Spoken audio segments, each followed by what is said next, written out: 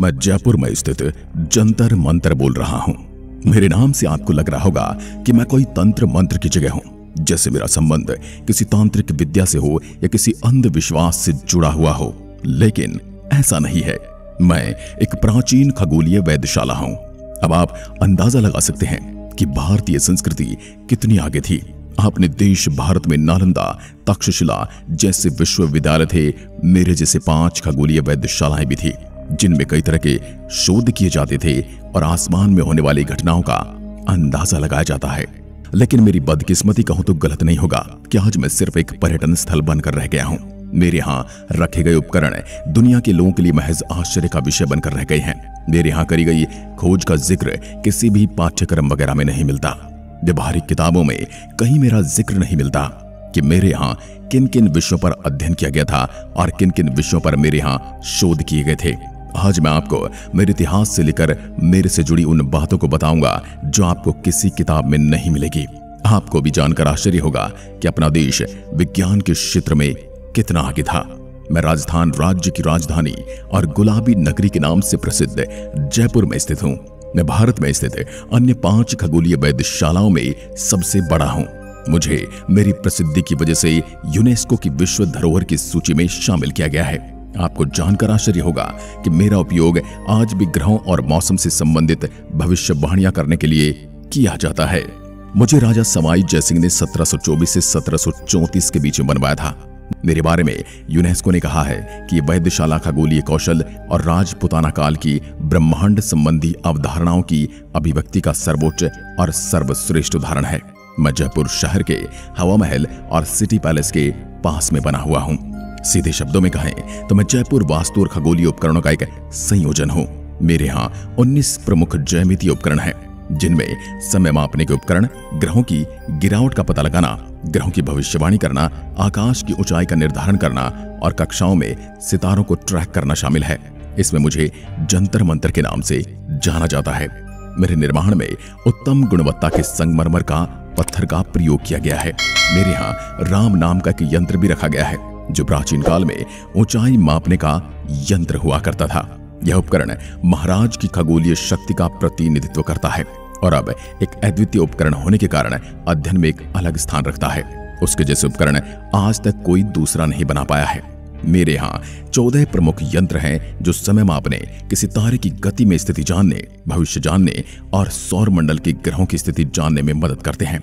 इन सभी उपकरणों को देखने से पता चलता है कि प्राचीन भारत के लोगों को गणित और खगोलीय विज्ञान की जटिल संरचना और अवधारणाओं का इतना गहरा ज्ञान था कि उन्होंने इन संस्थानों को एक शैक्षणिक संस्थान या वेधशाला का नाम दिया, ताकि कोई इनके बारे में जान सके और ज्ञान प्राप्त कर सके। मैं लगभग 18,700 मीटर के क्षेत्र में फैला हूं। इनके अलावा मेरे यहाँ ध्रुव दक्षिणा, नारीवल्य, राशिवल्य, लघु सम्राट, बड़े सम्राट, अवरगर आसन, दिशा, बड़ा राम यंत्र, छोटा राम, बड़ी क्रांति, छोटी क्रांति, राज उन्नाथमसा, जयप्रकाश और दिंगत जैसे कई अन्य यंत्र हैं। मेरे यहाँ पीतल का चंद्र तो देखने लायक ही है, साथ ही उसके अंदर हिंदू संस्कृत शब्दों की कलाकारी भी देखने योग्य है। इन शब्दों को खुली आंखों से देखना एक अलग ही दिलचस्प काम है। यह स्मारक प्राचीन और ऐतिहासिक स्थापत्य कलाओं को भी दर्शाता है। इतना ही नहीं, यह हमें प्राचीन काल की नई संस्कृतियों की जानकारी भी देता है और 18वीं शताब्दी के लोगों की विचारधारा को भी दर्शाता है। मुझे मुगल काल का एक अद्भुत उदाहरण समझा जाता है और मुझे मुगल काल से जोड़ा जाता है। लेकिन आप समझ सकते हैं कि मेरे यहाँ यंत्रों के नाम राम और यंत्रों पर संस्कृत में लिखा गया है, जिससे साफ पता होता है कि मेरे में मुगलों का कोई संबंध नहीं है। अगर मुगलों का कोई संबंध होता तो यहाँ उर्दू या फारसी में लिखा मिलता। और मुगल सिर्फ अपने धर्म के प्रति कट्टर थे, उनको विज्ञान से कोई लेना देना नहीं था। फिर पता नहीं क्यों मुझे मुगल काल से जोड़ा जाता है। मैं भारत के सबसे प्रमुख और महत्वपूर्ण ऐतिहासिक स्मारकों में से एक हूँ, जिसका निर्माण महाराजा सवाई जयसिंह ने 18वीं शताब्दी में करवाया है। मैं भारत के प्रमुख पर्यटक और आकर्षण स्थलों में से एक हूँ। दुनिया की सबसे बड़ी पत्थर की धूप घड़ी भी मेरे ही पर रखी है। मुझको भारत की खगोलीय और गणितीय शक्ति का प्रतीक माना जाता है। राजा सवाई जयसिंह ने देश की सबसे बड़ी और अनोखी वेधशाला का निर्माण अंतरिक्ष और समय की सही जानकारी प्राप्त करने के उद्देश्य से किया था। मेरे निर्माण से पहले उन्होंने यहां से खगोल विज्ञान के प्रमुख और महत्वपूर्ण ग्रंथों की पांडुलिपियों को दुनिया के विभिन्न देशों में दूत भेजकर इकट्ठा किया था, जो उनके खगोल विज्ञान के बारे में जानते थे, और सभी का अध्ययन के लिए अपने संग्रहालय में उन्हें संरक्षित कर लिया था। महाराजा सवाई जयसिंह ने उस समय के प्रसिद्ध खगोलविदों की मदद से हिंदू खगोल विज्ञान के आधार पर भारत के जयपुर, दिल्ली, बनारस, उज्जैन और मथुरा में निर्मित प्रमुख 5 वेधशालाओं का निर्माण करवाया। सबसे पहले जयपुर के महाराजा सवाई जयसिंह ने उज्जैन की वेधशाला में सम्राट यंत्र बनवाया। इसके बाद उन्होंने भारत की राजधानी दिल्ली में स्थित जंतर मंतर वेधशाला बनवाई, और इसके बाद उन्होंने देश की सबसे बड़ी गुलाबी नगरी जयपुर में मेरा निर्माण करवाया। मेरा निर्माण कार्य 1724 ईस्वी में शुरू किया गया था, जो 10 वर्षों के बाद वर्ष 1734 में पूरा हुआ। मेरा समय समय पर पुनर्निर्माण भी किया गया है। मेरी वेधशाला में कई महत्वपूर्ण खगोलीय उपकरणों को भी शामिल किया गया है। महाराजा सवाई जयसिंह द्वारा बनाई गई 5 वेधशालाओं में से आज केवल दिल्ली और मैं ही बचे हुए हैं, बाकी पुराने खंडहरों में तब्दील हो चुके हैं। इसके अलावा मेरा उपयोग सूर्य के चारों ओर की कक्षाओं के अवलोकन और अध्ययन के लिए भी किया जाता है। आपको बता दें, मेरी कुछ रचनाएं पत्थर, संगमरमर और तांबे से बनी हैं। अगर मेरे यहाँ रखे खगोलीय उपकरणों की बात करें तो समय, मौसम और स्थान से संबंधित सटीक भविष्यवाणियां करने के लिए दुनिया भर में प्रसिद्ध जयपुर की विशाल वेधशाला जंतर मंतर में कोई अलग अलग खगोलीय उपकरणों का एक उत्तम संग्रह है। यह 14 विशेष खगोलीय उपकरण रखे गए हैं, जो सौर मंडल की सभी गतिविधियों की जानकारी प्राप्त करने में सहायता करते हैं, जिसमें तारों की स्थिति और गति को जानना, समय को मापना, मौसम की स्थिति को जानना, आकाश या ऊंचाई का पता लगाना और ग्रहणों की भविष्यवाणी करना शामिल है। यहाँ रखा राम यंत्र उस समय आकाश या ऊंचाई मापने का प्रमुख यंत्र हुआ करता था। इसके अलावा इस वेधशाला में रखा स्थानीय पत्थर और संगमरमर से बना सम्राट यंत्र 2 सेकंड की सटीकता से स्थानीय समय को माप सकता है। मेरे यहाँ रखे गए खगोलीय उपकरणों में जयप्रकाश यंत्र भी शामिल है, जिसका उपयोग स्वर्गीय स्मारकों की स्थिति का पता लगाने के लिए भी किया जाता है। राम यंत्र कुछ महत्वपूर्ण गणनाएं केंद्र के चारों ओर खंबे के आकार में अंश फलकों से की जाती है। यह यंत्र मेरी पश्चिमी दीवार के पास में बना हुआ है। इसके पास ही इस यंत्र का लघु संस्करण भी बनाया गया है। ऐसे कई यंत्र यहाँ स्थित हैं, जिनके लघु रूप भी बनाए गए हैं, और रामायण के 2 लघु रूप भी यहीं पर स्थित हैं। समय के साथ खगोलीय गतिविधियों का आकलन करना बहुत ही ख्याति का विषय है।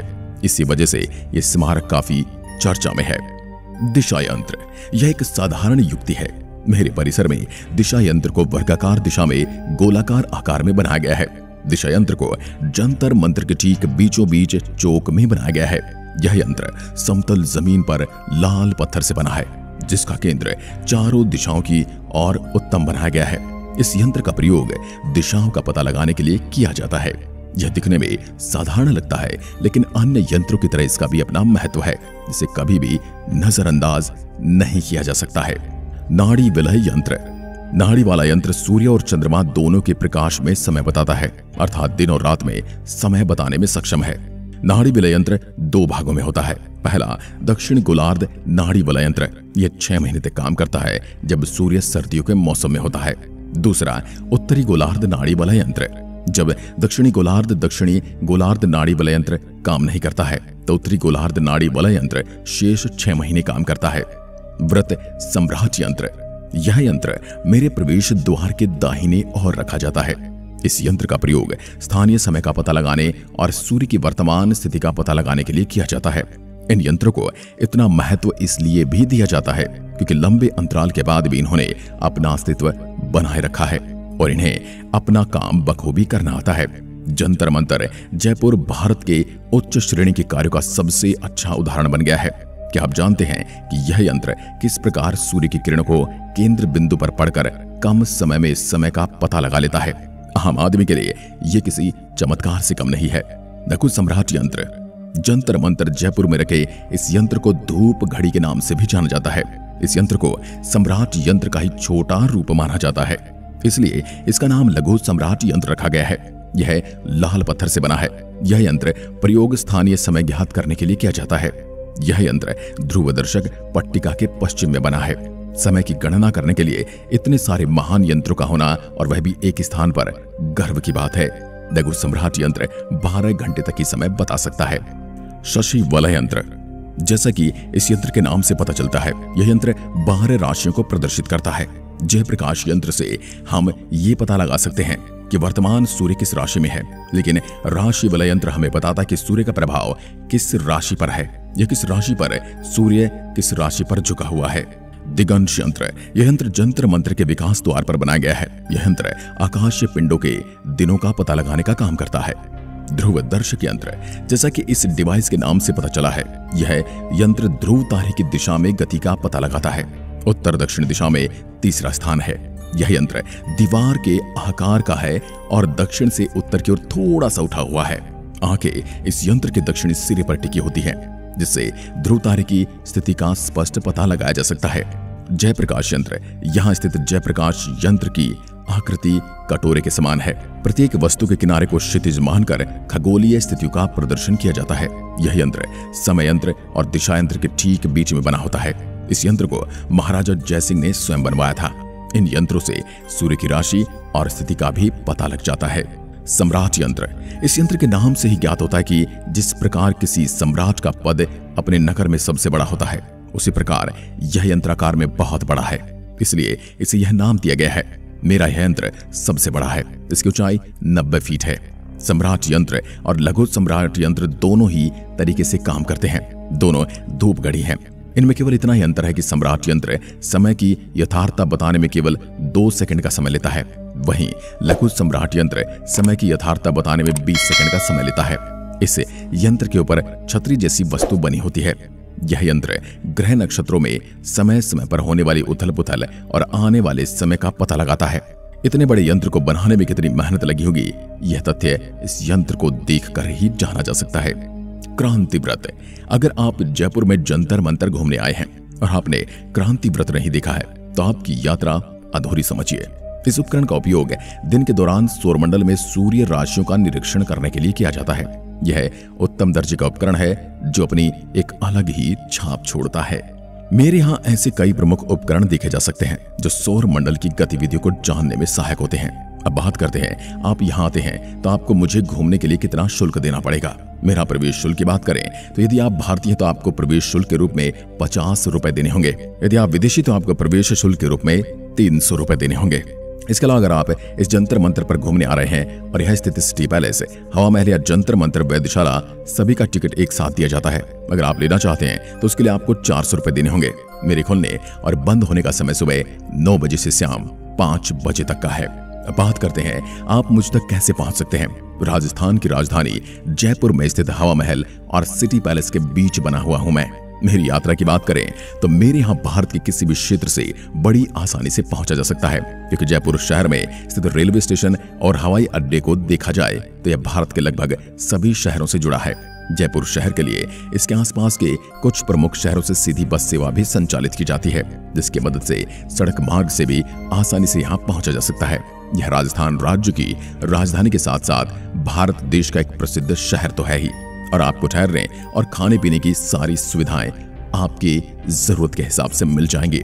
दोस्तों, क्या आपको पता था कि जंतर मंतर इस तरह की खगोलीय वेधशाला है जो आज भी कई तरह की चीजें और ग्रहों की स्थिति बताने में सक्षम है और उसका आज भी उपयोग किया जा रहा है। आपको जानकारी पसंद आई हो तो इसे अपने दोस्तों के साथ शेयर करें और साथ ही चैनल को सब्सक्राइब करके बेल आइकन जरूर दबाएं। धन्यवाद। जय हिंद।